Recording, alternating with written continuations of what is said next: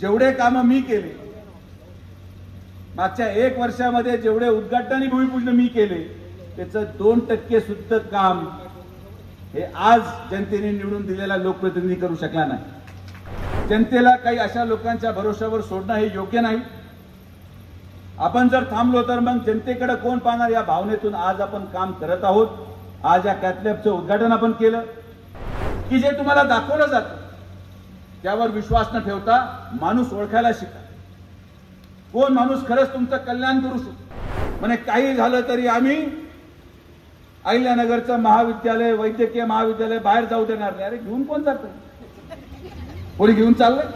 आपल्या सेवेसाठी कटिबद्ध आहोत आणि शेवटच्या श्वासापर्यंत आम्ही आपलं काम करत आहोत। मागच्या 1 वर्षामध्ये जेवढे काम मी केले, मागच्या 1 वर्षामध्ये जेवढे उद्घाटन आणि भूमिपूजन मी केले, त्याचं 2% सुद्धा काम हे आज जनतेने निवडून दिलेला लोकप्रतिनिधी करू शकला नाही। ही वास्तविकता आहे। त्या कालावधीमध्ये माझा पराभव झाला, मी निराश नाही झालो। मी म्हटलो आपलं काम आहे। जनतेला काही अशा लोकांच्या भरोशावर सोडणं हे योग्य नाही। आपण जर थांबलो तर मग जनतेकडे कोण पाहणार या भावनेतून आज आपण काम करत आहोत। आज या कॅथलॅबचं उद्घाटन आपण केलं। आमदार आणि मी मिळून आमचा प्रयत्न होता की नगर शहरामध्ये 500 एकरामध्ये MIDC व्हावी, त्यासाठी आपण जमीन दिली। जमिनीवर MIDCच्या 7/12वर उतार्यावर बोजा चढवला। पण दुर्दैवाने काही ठराविक लोक न्यायालयामध्ये गेल्यानंतर मला विश्वास आहे की पुढच्या 6 महिन्यामध्ये अहिल्यानगरमध्ये 500 एकराची MIDC आम्ही दोघं मिळून उभं करणार। हा शब्द तुम्हाला आमचं दिलेलं प्रत्येक आश्वासन हे अंतर्मनातून असतं। आमच्याद्वारे ठरवलेला अहिल्यानगर शहराचा विकास हा अंतर्मनातून असतो। मत मागण्यासाठी किंवा आमच्या स्वार्थासाठी कुठलंही आश्वासन देऊन आम्ही आजपर्यंत कधी पळून गेलो नाही। घोगरे सर साक्षीदार आहेत की मागच्या 3 वर्षामध्ये जिल्हा नियोजन मधून माननीय नामदार राधाकृष्ण विखे पाटील साहेबांनी या अहिल्यानगर ग्रामीण रुग्णालयासाठी 75 कोटी रुपये निधी आपण वेगळ्या वेगळ्या कारणांमुळे दिला आणि म्हणून खरा विकास साधला। ही उपलब्धता महायुती सरकारची आहे।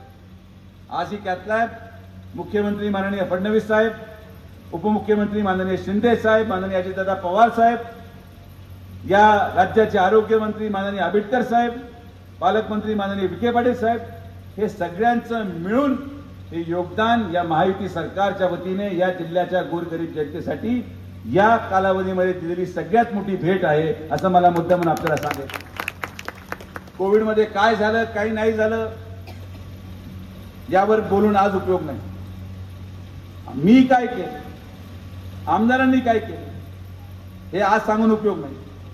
आमचं सगळ्यात मोठं दुर्भाग्य आहे की आम्ही आमच्या केलेल्या कामाची जाहिरात कधी करू शकलो नाही। आम्ही केलेल्या घेतलेल्या कष्टाची जाहिरात आम्ही कधी करू शकलो नाही। या सिव्हिल हॉस्पिटलमध्ये ऑक्सिजन सिलेंडर उपलब्ध करण्यापासून तर अत्यावत ICU आपण 1 महिन्यामध्ये उभारण्याचं श्रेय आम्ही कधी घेऊ शकलो नाही। आणि म्हणून माझी अहिल्यानगर जिल्ह्याच्या जनतेला विनंती आहे की जे तुम्हाला दाखवलं जातं त्यावर विश्वास न ठेवता माणूस ओळखायला शिका। कोण माणूस खरंच तुमचं कल्याण करू शकतो, कोण माणूस खरं जिल्ह्याचा विकास करू शकतो। ज्या दिवशी तुम्ही माणूस ओळखण्यामध्ये चूक करणार नाही त्याच दिवशी तुमच्या मुलांचं पुढचं 25 वर्षाचं भविष्य अतिशय उज्ज्वल आणि आनंददायक जाईल हा विश्वास तुम्हाला व्यक्त करतो। मी जेव्हा भैयांना ही विनंती केली की आपल्याला हे उद्घाटन उरकून घ्यायचंय, भैया म्हटले थांबा आपण मंत्रिमंडळामध्ये काही महत्त्वाच्या लोकांची वेळ घेऊ। म्हटलं भैया योग्य वेळ हीच आहे, कारण की आता पेशंटची संख्या वाढणार आहे। पुढच्या 3 महिन्यामध्ये 2 प्रकारचे पेशंट घोगरे सर तुमच्याकडे येतील। एक, ज्यांनी दिवाळीमध्ये फराळ वाटप करून देखील तिकीट न मिळणारे लोक, आणि दुसरे जे तिकीट मिळून प्रचार करत असताना निवडून येण्याची कुठलीही अपेक्षा नसताना अचानक निवडून आलेले लोक, अशा 2 प्रकारचे पेशंटची योग्य सुविधा मोफत व्हावी। कारण की ज्याच्या फराळामध्ये खर्च झालाय त्याला उपचार घेण्यासाठी खर्च नाही म्हणून ही मोफत सुविधा, आणि जो निवडून आलाय तो पूर्ण खर्च संपून निवडून आल्यामुळे त्याला पण ही मोफत सुविधा आमच्या दोघांच्या वतीने अहिल्यानगरच्या महानगरपालिकेच्या सगळ्या उमेदवारांसाठी आम्ही ही सुविधा करून दिली। कालावधी महत्वाचा असतो, जिल्ह्यासाठी म्हणा. धक्के दोन प्रकारचे असू शकतात, एक सुखद धक्का आणि एक दुःखद धक्का. या दोन्ही धक्क्यांमध्ये सावरण्याचं काम भोगरे सर करतील असं मला पूर्णपणे विश्वास आहे. येणाऱ्या कालावधीमध्ये हे जिल्हा रुग्णालय या अहिल्यानगर जिल्ह्याच्या जनतेच्या गोरगरीब रुग्णालयांसाठी आपण अजून अद्यावत करायचा प्रयत्न करू. काही ठराविक लोक फक्त राजकारण करतात, काही झालं का कुठला तरी मुद्दा करून उपस्थित करायचं, म्हणे काही झालं तरी आम्ही अहिल्यानगरचं महाविद्यालय, वैद्यकीय महाविद्यालय बाहेर जाऊ देणार नाही. अरे घेऊन कोण जातं? कोणी घेऊन चाललंय? कोणी हे म्हटलंय की आम्ही घेऊन जाणार आहोत? नसलेल्या मुद्द्याला उपस्थित करणे, मुद्द्याचं राजकारण करणे. आणि म्हणून आज या व्यासपीठावर मी शब्द देतो आमदार सगळ्यात जगताप आणि पालकमंत्री नामदार राधाकृष्ण विखे पाटील साहेबांच्या वतीने की अहिल्यानगरचं पुण्यश्लोक अहिल्याबाई होळकर वैद्यकीय महाविद्यालयाची स्थापना ही नगर शहरातच होणार, दुसरीकडे होऊ शकत. हा चर्चेचा मुद्दाच नाही. पण आता मुद्दे संपलेत, काहीतरी नवीन निर्माण करायचं आणि जनतेमध्ये जायचं.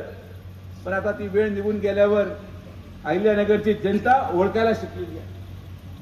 अहिल्यानगरची जनतेचे डोळे उघडलेले आहेत आणि अहिल्यानगर जिल्ह्याच्या जनतेला त्यांनी केलेली चूक ही आज गल्लोगल्ली जाऊन लोकांमध्ये जाऊन जेव्हा लोक भावना व्यक्त करतात तेव्हा मला हे जाणवतं.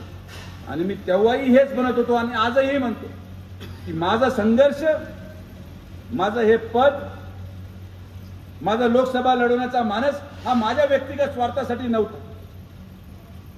आणि हाच फरक मला तुम्हाला दाखवायचा होता की आज खासदार सुजय विखे जेव्हा काम करत होता तेवढे फार कमी लोक ओळखायचे. पण आज खासदार सुजय विखेपेक्षा माझी खासदार सुजय विखेला महाराष्ट्र ओळखतं. हे सगळे तुमचे आशीर्वाद आहेत. माणसाची ओळख पदामुळे नसते, माणसाची ओळख त्याच्या कर्तृत्वामुळे असते, माणसाची ओळख त्याच्या कार्यामुळे असते, माणसाची ओळख त्याला मिळालेल्या कौटुंबिक वारसामुळे असते. माणसाला मिळालेली ओळख हे जेव्हा जनमानसाच्या कल्याणासाठी तो काम करतो त्या निर्माण झालेल्या ओळखीला कुठल्या पदाची आवश्यकता नाही. आजही मी आवर्जून उल्लेख करेन की निवडून दिलेला प्रतिनिधी आणि पडलेला प्रतिनिधी जरी रस्त्यावर उभं राहिलं तर गर्दी कोणाकडे होती हे पण आपण पाहायला तयार आहोत.